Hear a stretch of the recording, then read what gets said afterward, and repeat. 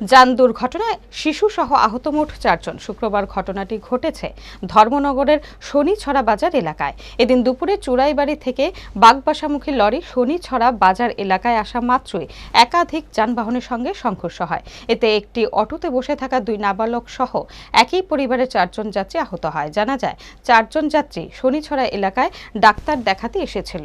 ঘটনায় আহত প্রত্যেককেই ধর্মনগর হাসপাতালে পাঠানো হয়েছে। এদিকে এই ঘটনাটির পরিপ্রেক্ষিতে চুরাইবাড়ি থানা দুর্ঘটনাজনিত মামলা গ্রহণ করেছে, তদন্ত শুরু করেছে। এখন পেশেন্টরা সব মোটামুটি স্টেবলই আছে। তারা এখন আমরা ভর্তি রাখছি, অবজারভেশন রাখছি, কিছু ইনভেস্টিগেশন করাইতেছি, সিটি স্ক্যান দিয়েছি, ঠিক আছে।